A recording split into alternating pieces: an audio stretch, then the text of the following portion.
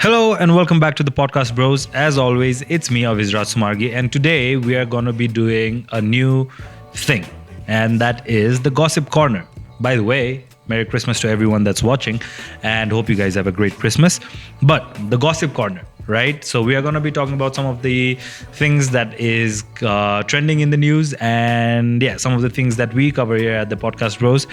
And let's start with the very, very first topic, and that is Apple is stopping sales of Apple Watch in the US. Oh my God, what? Christmas time and bad news? Yes, it goes hand in hand, I guess. But on 21st December, which is, by the time this episode comes out, it's already it's going to be 22nd, 23rd. But on 21st December, after 3 p.m., Apple is going to halt the sale of all the watches that are the Apple Watch Ultra 2 and the Apple Watch Series 9, right?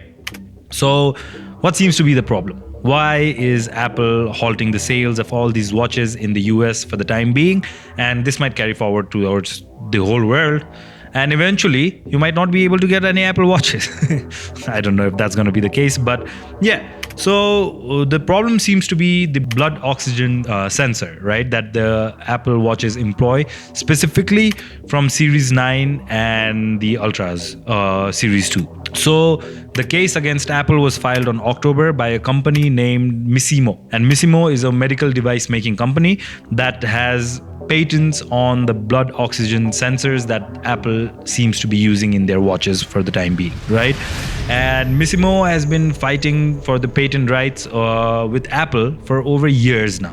And there have been multiple infringements that they have claimed that Apple has done. And the sensor, to be specific, is known as the SpO2 sensor that has been in the midst of the whole battle for the long time that Missimo and Apple have been locking horns with each other, right? For the time being, the cases that have been filed are two.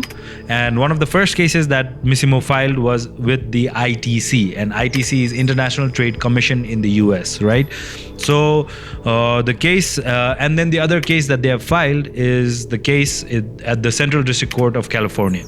Right, and both these cases seems to be sticking because there seems to be legit information that Apple might genuinely be infringing on the patent rights that Missimo has, right? Missimo claims there has been over 103 instances across 5 different patents that Apple has done. That they have infringed.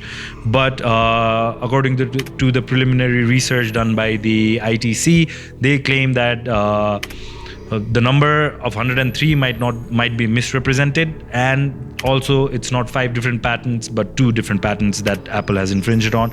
Irrespective, it seems that Apple is going to have to halt the sales, right? And is halting the sale. The sales ban for the time being is not court mandated, or it's not a presidential decree that Apple has to stop the sales. This is more an Apple's foresight on the scenario, understanding that okay, this thing might come to pass. So they are doing the holding off on the sales by themselves, right? So this date and the time is been put forward by Apple themselves, and they're going to stop all the sales of Series 9 and Ultra Watch 2 from 21st December, 3 p.m. onwards in the US. So will this Apple banned watch last forever? Probably not. Of course, probably not. Apple is a very strong company with a very high economic advantage for the US. So they are going to find a way to deal with this situation. But for the time being, there are a few steps that Apple can take to at least bring the watch back to the market, right? And one of the first thing is the presidential review. And this is a review that is on behalf of the president can make this veto on this claim and just say that okay, Apple is going to sell the watch irrespective. Missimo's claim do not have any stance, and go ahead, Apple, sell your watches. But it is a very uncommon occurrence, right? For president to veto something like this. And Joe Biden himself has come under a lot of PR issues, right, of late. And I think he's going to be a little bit more tentative on making this decree and telling Apple to go ahead and sell and whatever, right? But there has been a precedent set by the president himself before, and that precedent was President Obama, and the precedent that he set was there was a similar ban that Apple iPhone 4s and the iPad being sold at that time, when Apple was having a court case that they had to fight against Samsung, right? Samsung claimed that there were some copyright infringement, some patent infringement, and this and that and all. But at that time, President Obama stepped in and he used his presidential veto, and under the presidential review, he said that Apple can go forward and go ahead with the sales of the phones and the iPads and all that. The reason for that was because the economical drawback that America itself would face, given that Apple would have to stop selling the phones and the iPads, was massive.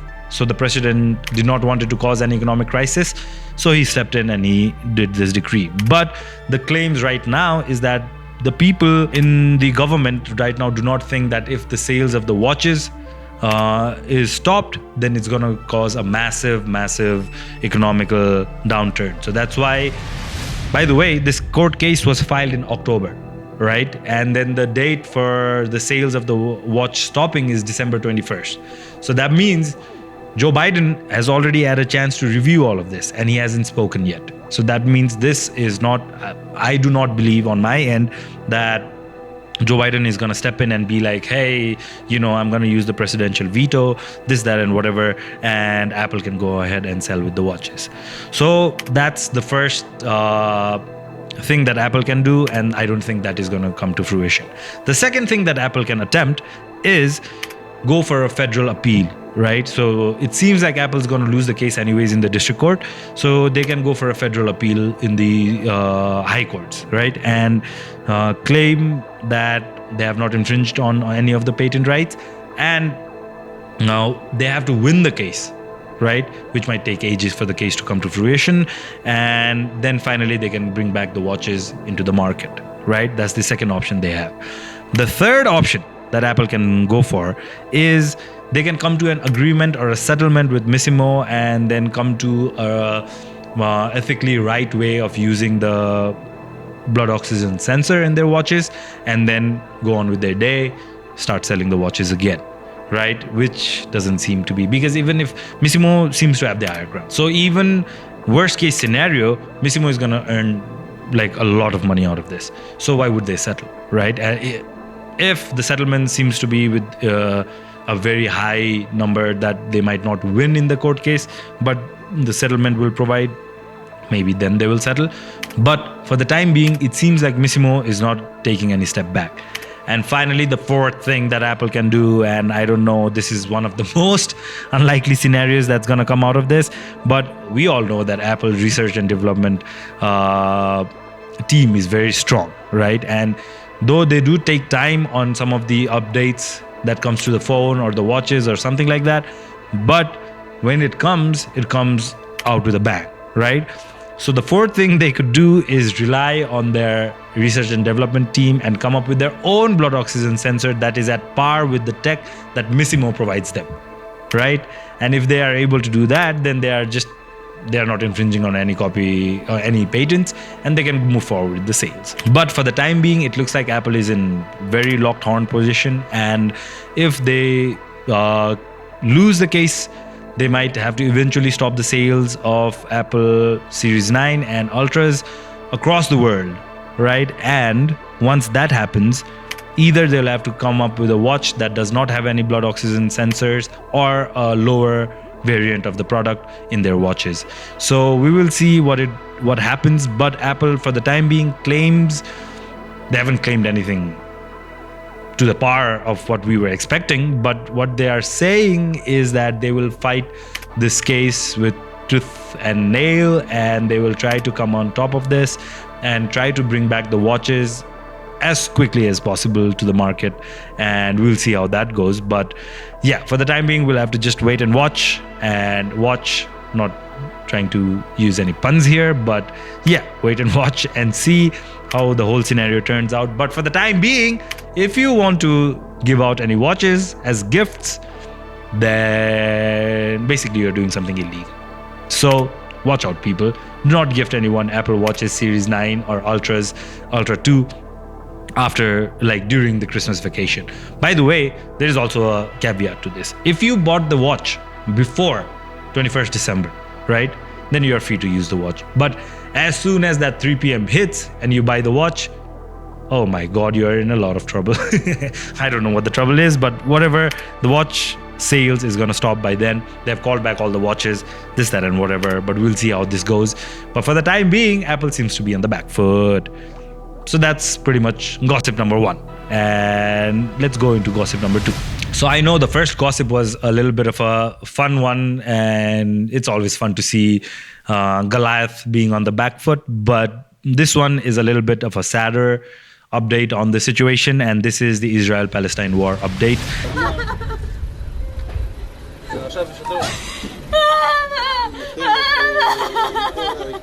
This, yes, of course, has been going on for ages, and we've covered the history and we've covered the war at the very front when it started. So if you guys want to check that out, please go and check it out in the Podcast Bros videos log.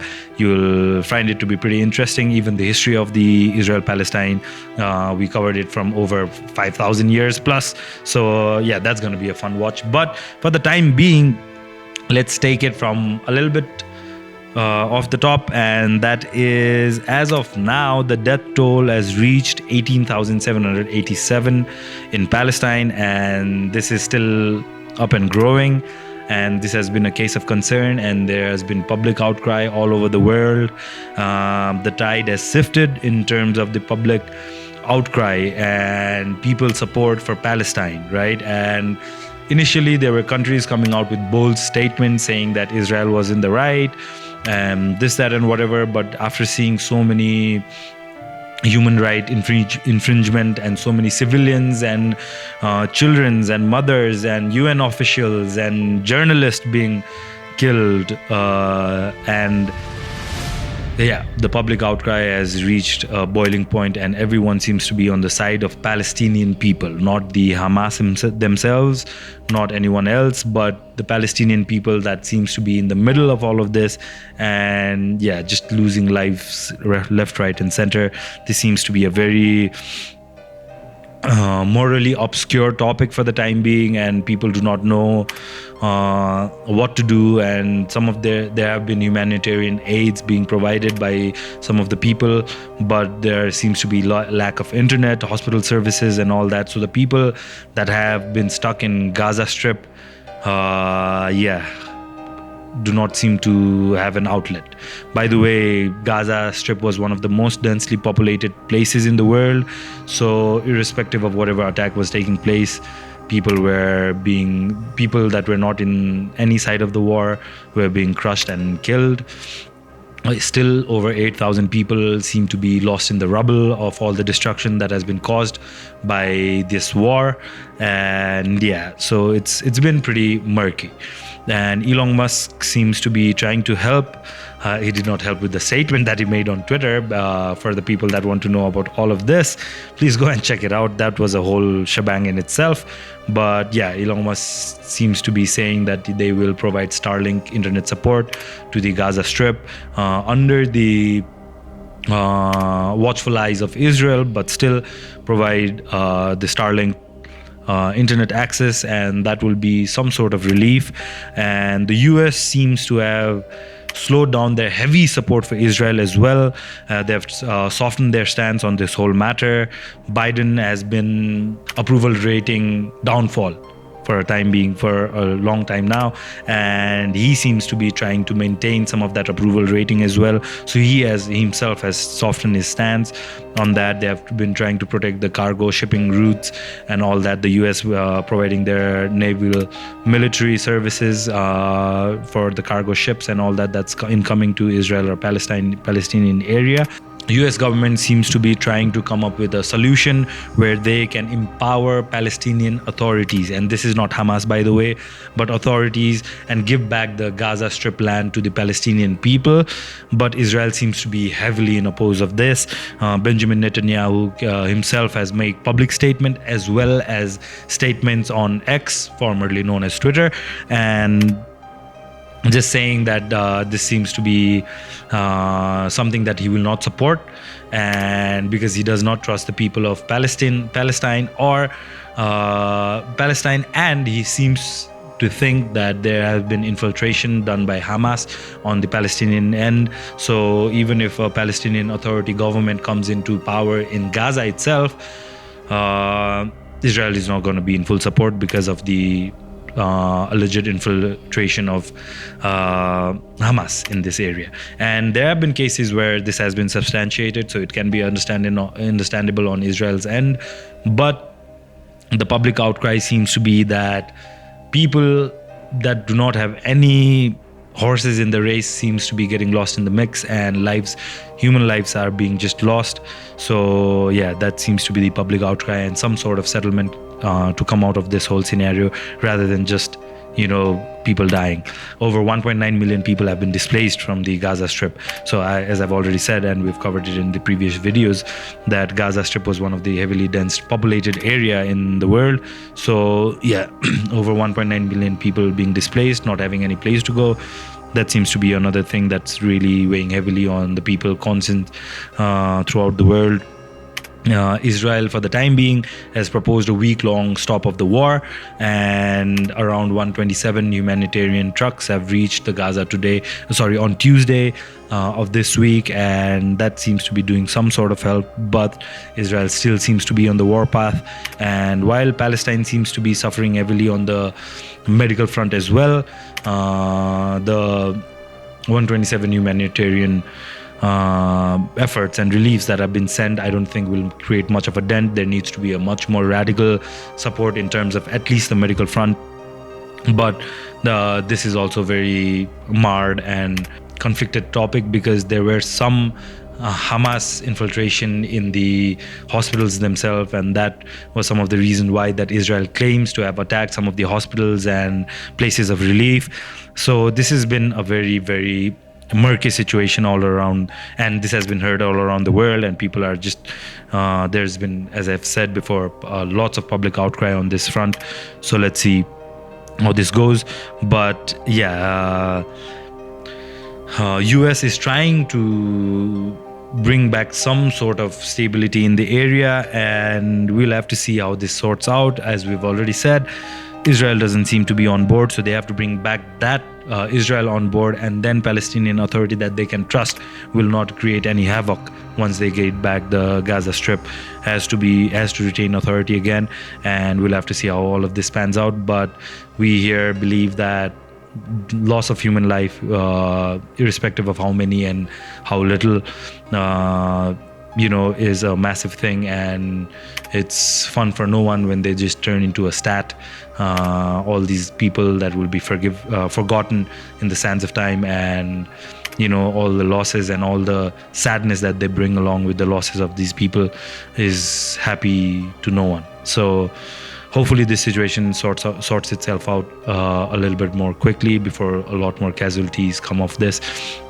But like I said in the previous video covering the review of Animal, that sins of the father will follow, and I think if this keeps going on, then we'll have radical Muslims and radical Jews on both ends, and because of this, the sins will keep following, and this battle will go on forever. Even if there is no physical altercation, there will be hatred in the heart, deeply rooted for these people, and it's already shown its rear head by the radical support of Hamas by the Palestinian people as well.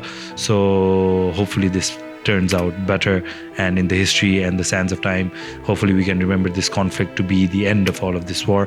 But we'll have to see how this turns out.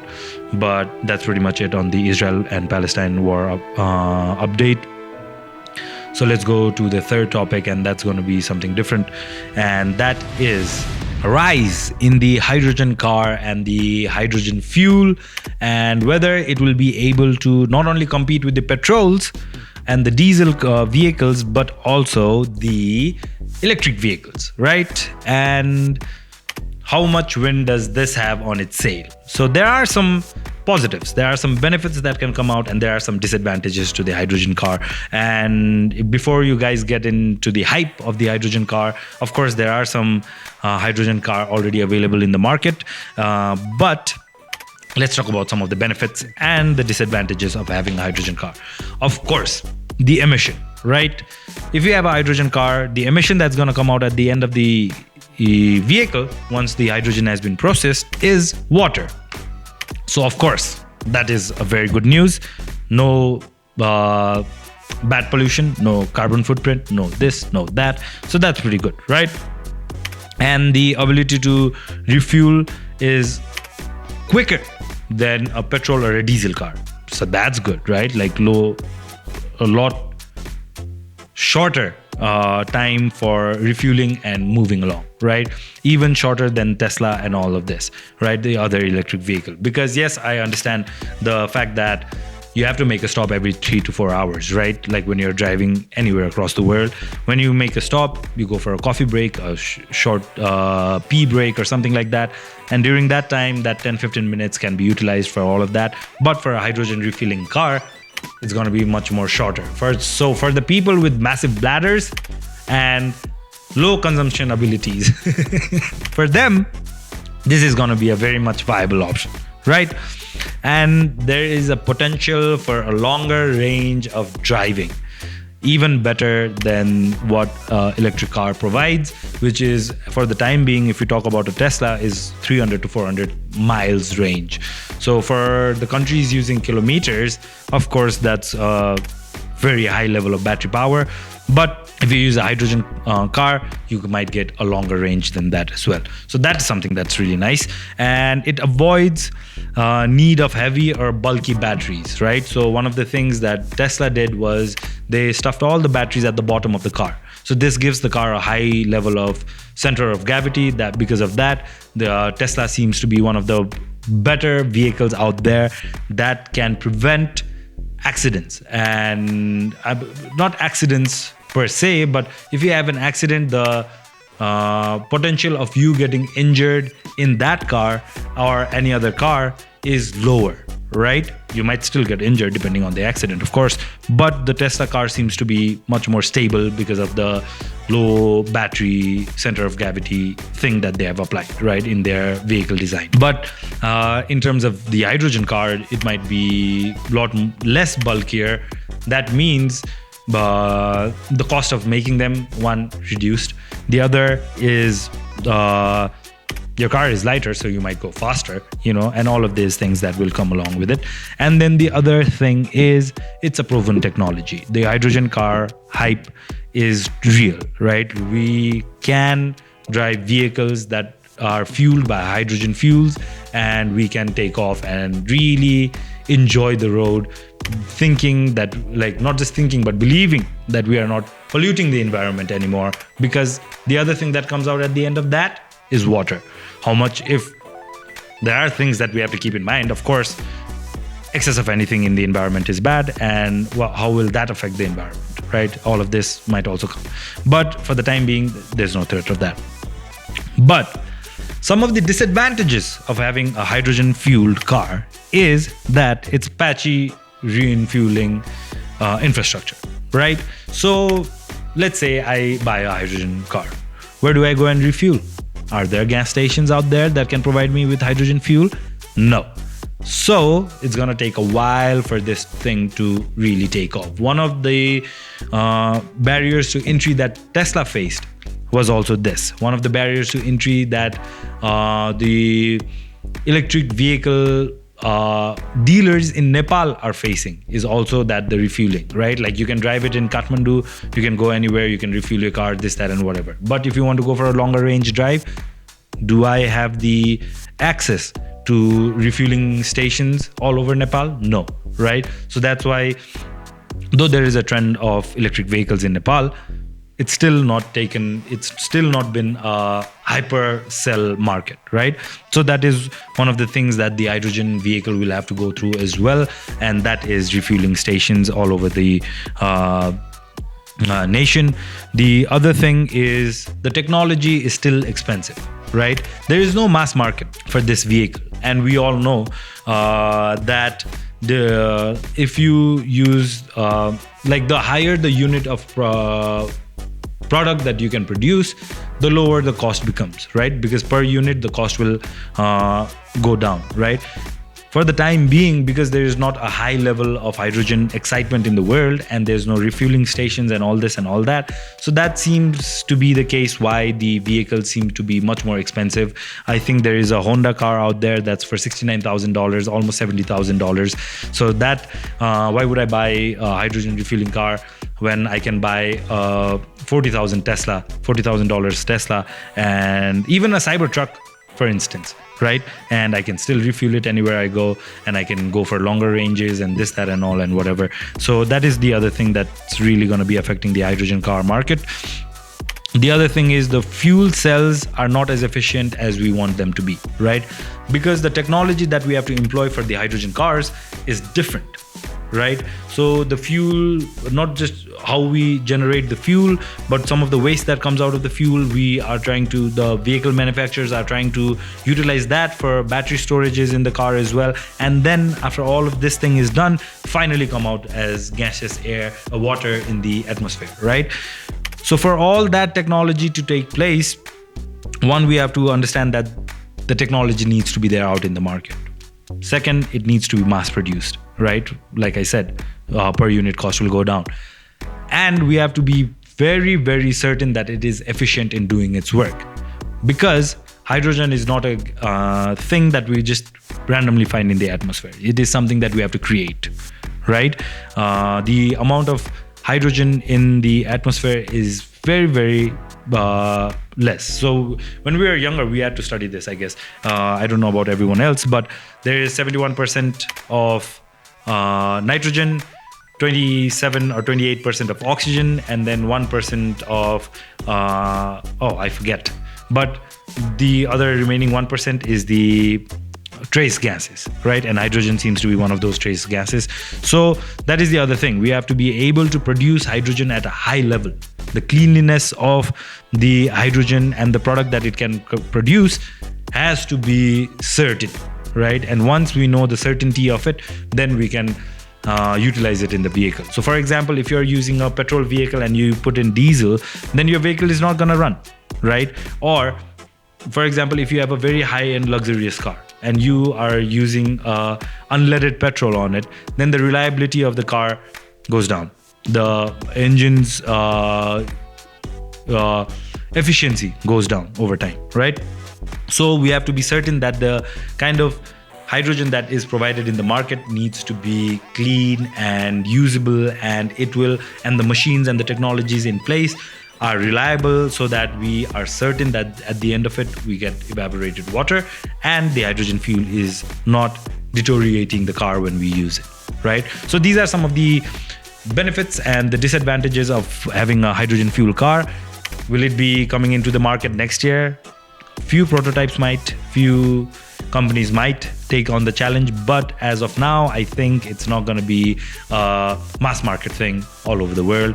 We still have to wait and see. And even our PM himself, Mr. Pushpalal Prachanda, I think I said the name wrong, but whatever, Mr. Prachanda was also claiming that hydrogen is going to be the next big thing, but I don't know if he's done the whole research, because we are having problem with electricity as itself.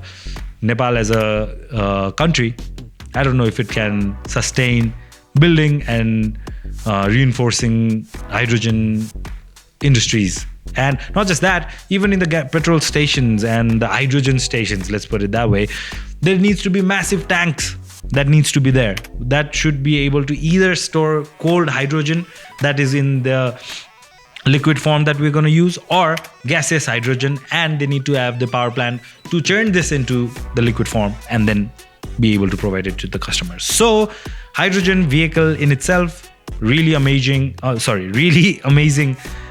innovation in the world, but we have to still wait and see how it will pan out. Okay, now the next gossip in the gossip corner is Jonathan Majors. Yes, it's a major. Yes, and that was a pun.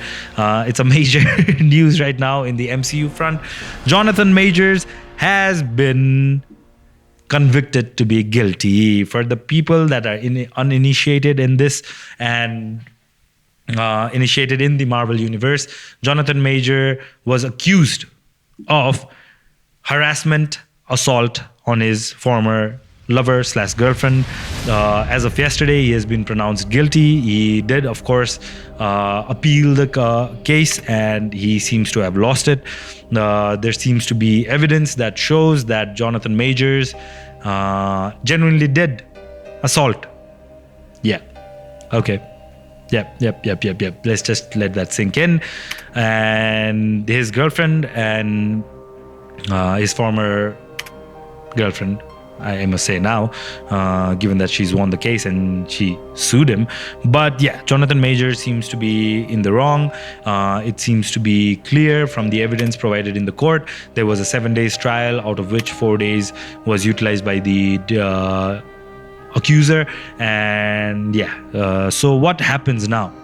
How does the whole MCU move forward? Right, because Jonathan Major was the Kang the Conqueror. He was supposed to be the next big baddie in the whole MCU universe, and he was supposed to take the place of Thanos, right? And we'd seen in Multiverse of Madness in the Ant-Man movie how major of a role Jonathan Major was going to play in the whole MCU. We'd seen him in participating in the Loki seasons as well, and now everything seems to be put on halt.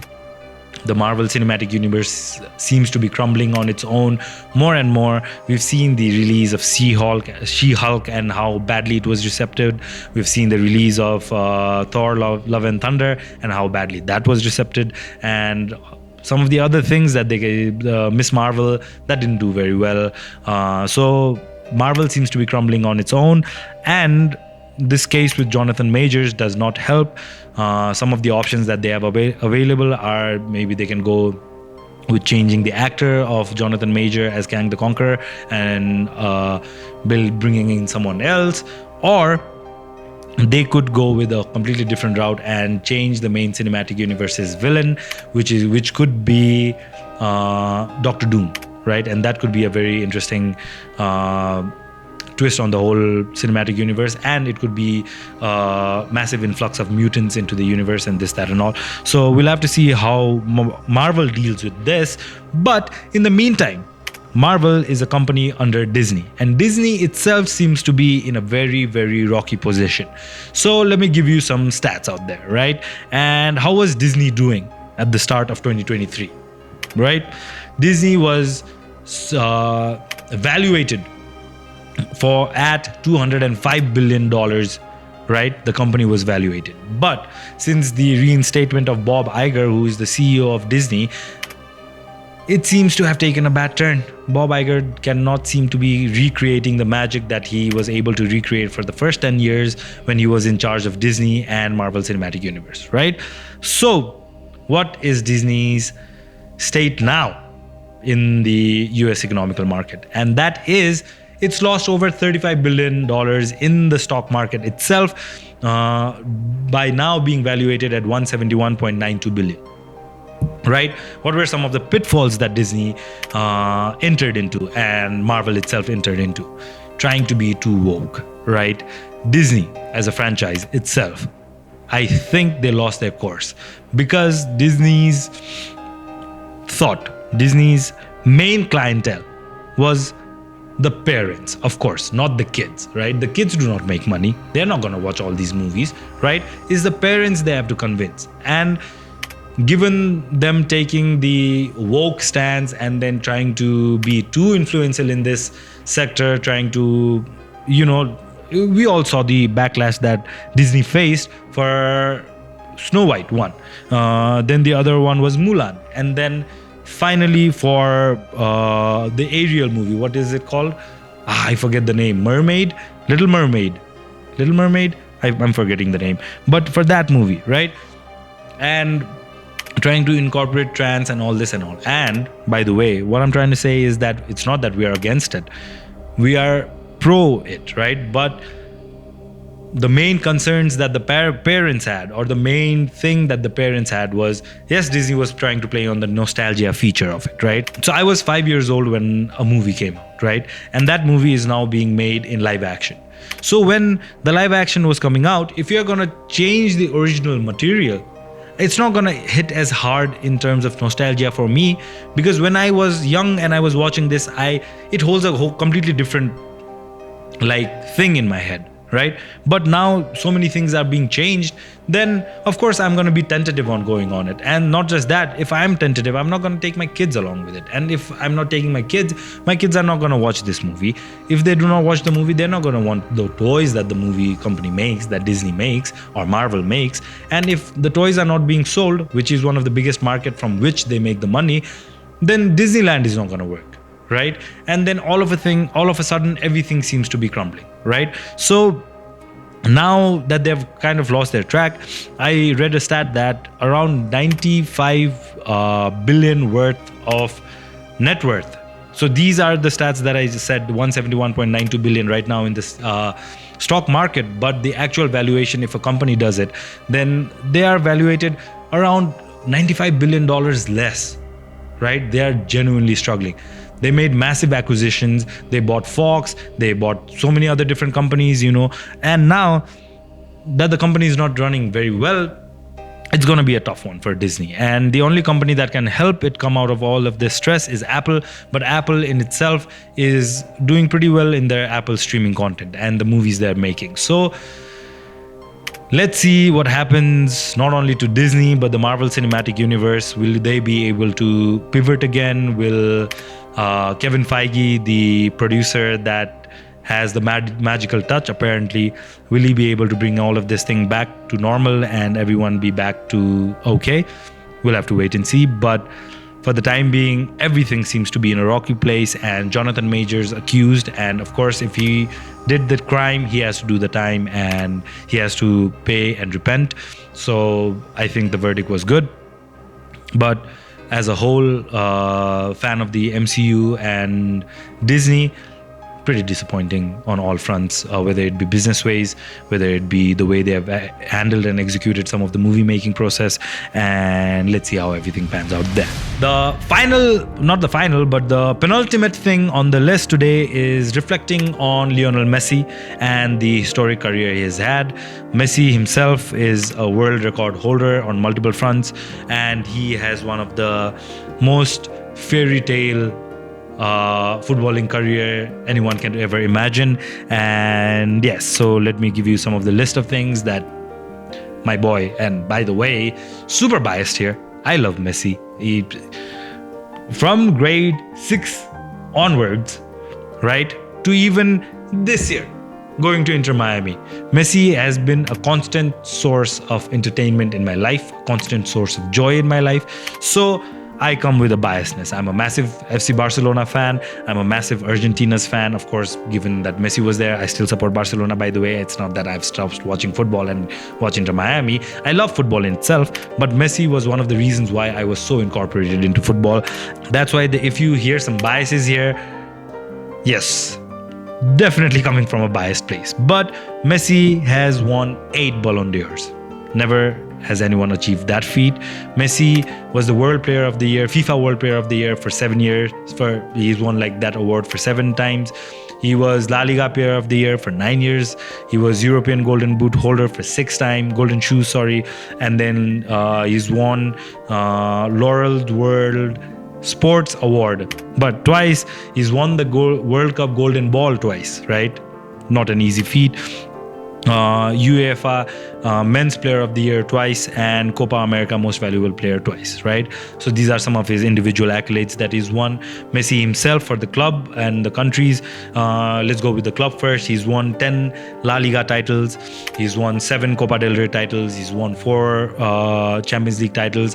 And previously, I would have claimed it to be 4. Of course, I had to make the point when I was arguing against some of the Ronaldo fans. But now I'm even okay by saying 3, because the first Champions League that he won, that one he played a few games, but he was not the main player in the team. So we could bring it down to 3. But of course, he has 4 medals. He's lifted the trophy 4 times, so he can definitely claim that. He's the most goal for Barcelona, that is at 672. He has the most trophies won at Barcelona, and that's 35. Most game played for Barcelona, that's 778. That is an insane number, by the way. Most goals in La Liga, that is 474 goals. Most hat-tricks in La Liga, that's 36. Most goals in El Clasico, that's 26. Most goal in La Liga season, that's 50. In 2011-12 season, this was the season where he broke the 92 goals. He put on the record of 92 goals, breaking Gerd Muller's record. And then most goal for the club and country in a calendar year, and that's written in the Guinness Book, and that is 91. Sorry, I said 92. And then most goals in UEFA Champions League with the same team is 120, right? So that is some of his personal accolades in terms of the club records. Some of the international records that Messi, my favorite player of all time, holds is FIFA World Cup winner 2022. Just saying that, it brings relief into my heart. Just Messi, my childhood idol, even now, he's won the World Cup, man. What can anyone say about that? The ultimate prize in football. And he was the Beijing Olympic gold medalist in 2008, all-time leading goal scorer for Argentina with 106 goals, most international appearances for a country, and that's 178. That is also held by him. Most goals for a South American nation, and that's also 106. Youngest Argentinian to score in a World Cup, and he was just 18 years and 357 days. First player to score in 4 different World Cup tournaments for Argentina. Of course, Ronaldo holds this title. He scored in 5 different World Cups, and that is amazing in itself. And then most individual World Cup appearances, that's 26. Most Argentina World Cup goals, that's 13. And he is the only player in the history of football and FIFA to have scored in the World Cup group stage, round of 16, quarterfinals, semifinals, and finals, right? And people claimed that he was old and he was washed when he went to PSG. Bro, who did all of this, So why am I talking about Messi and some of his accolades and all that? Just, is it for fun? No, this is the week, this is the week in which last year Messi won the World Cup with his team Argentina. And of course, that was one of the most joyous moments of my life. We celebrated till morning, and we were singing Messi's chants, and we were singing Argentina's chants, even here in Nepal. And I know Messi doesn't know I exist. I know Messi doesn't know so many people exist. But just the joy that a person all across the world in Qatar was able to give to so many of his fans and so many of his nation's people is just outstanding. And I just wanted to reflect back on the amazing career that Messi has ever had. And one of the only person to have completed football in its form in all of the tournaments that he's able to play. He's won gold medal in all of those tournaments. He's won the major trophies in all of the tournaments that he's ever participated in. So he's the only player ever that has completed football to this extent, and he's left a indelible mark in the world of football. And I don't think there will be another Messi for ages to come, or anyone similar to him. But that's pretty much it on the Messi front. And yeah, that's that.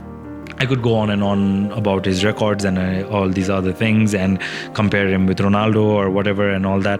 But that's not the agenda of this. It's just reflecting back on a career that he's had, and also the electric entrance that he made to the MLS. And yeah, anyways, that's pretty much it on the Messi front. So now, the final thing I wanted to touch on was, yes, we are entering Christmas, and of course we are a secular country, so we will celebrate Christmas here. Not just that, I've celebrated Christmas for most of my life.